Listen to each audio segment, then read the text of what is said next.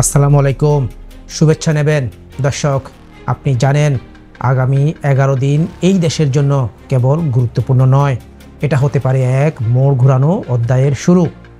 আমরা এমন এক সময়ের দিকে এগোচ্ছি যেটা হয়তো ইতিহাসের পাতায় থাকবে, নামহীন, রক্তাক্ত ও দুয়াশাচ্ছন্নভাবে। ভাবছেন আমি এত সিরিয়াস কেন?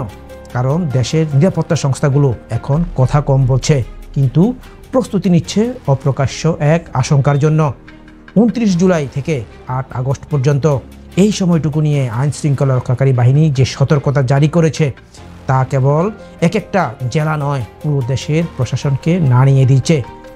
দর্শক, আপনি ভাবছেন এটা বা এই সময়টা এত স্পর্শকাতর কেন? কি এমন ঘটতে যাচ্ছে যেটা আগাম প্রস্তুতি ছাড়া সামলানোই অসম্ভব?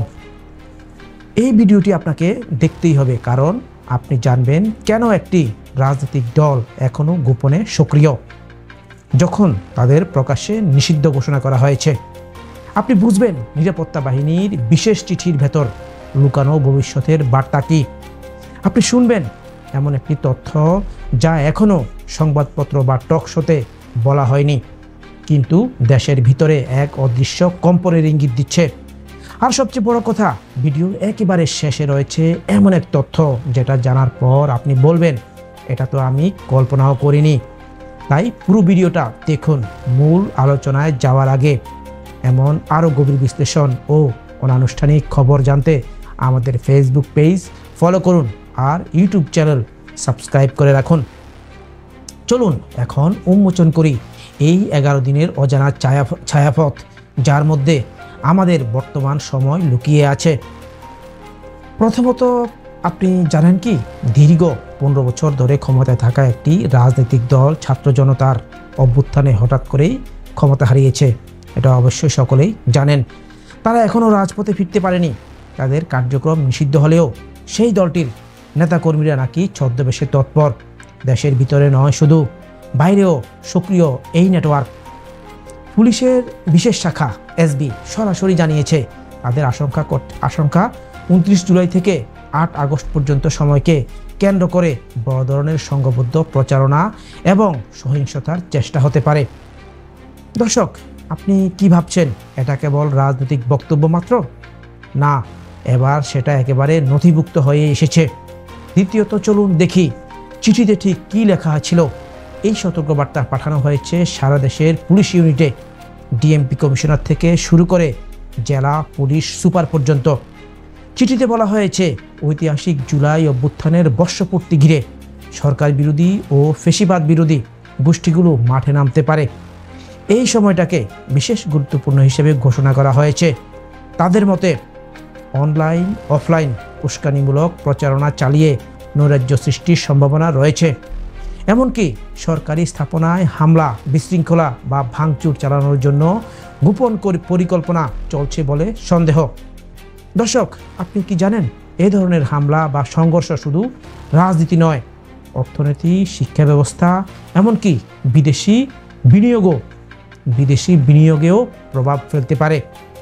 তৃতীয়ত, এবার চলুন বুঝি এই হামলা কিভাবে হতে পারে। চিঠিতে বলা হয়েছে এটা 11 দিনে সাইবার গোয়েন্দা নজরদারি, mobile petrol, rail station, bus terminal, বিমানবন্দর, এমনকি মোটরসাইকেল, সব কিছুর উপর নজর বাড়ানো হবে। এমনকি গ্রেপ্তারি পরোয়ানা থাকলে তা দ্রুত তামিল করতেও নির্দেশ দেওয়া হয়েছে। পুলিশ বলছে আওয়ামী লীগের কিছু ছাত্র ও যুব সংগঠন ভার্চুয়াল স্কোয়াড তৈরি করেছে। এরা সোশ্যাল মিডিয়ায়, ফেসবুক, টেলিগ্রাম ও ইউটিউব চ্যানেলের মাধ্যমে জনগণের মধ্যে বিভ্রান্তি ও ক্ষোভ ছড়ানোর কাজ করছে।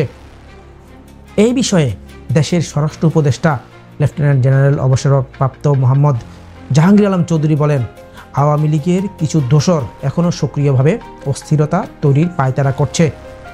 দর্শক, শুরুতেই বলেছিলাম এই ভিডিও শেষে এমন একটি তথ্য থাকবে যা আপনাকে থমকে দেবে। জানেন কি সেই তথ্য?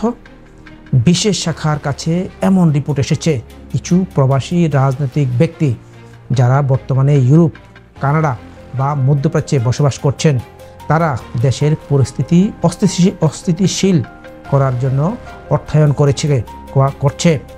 বিদেশ থেকে গোপনে টাকা পাঠিয়ে দেশের অভ্যন্তরে উত্তেজনা ছড়াতে চাইছে তারা। এমনকি কিছু ইউটিউব চ্যানেলকে মাসিক ভিত্তিতে অর্থ সহায়তা দিয়ে অপপ্রচার চালানো হচ্ছে।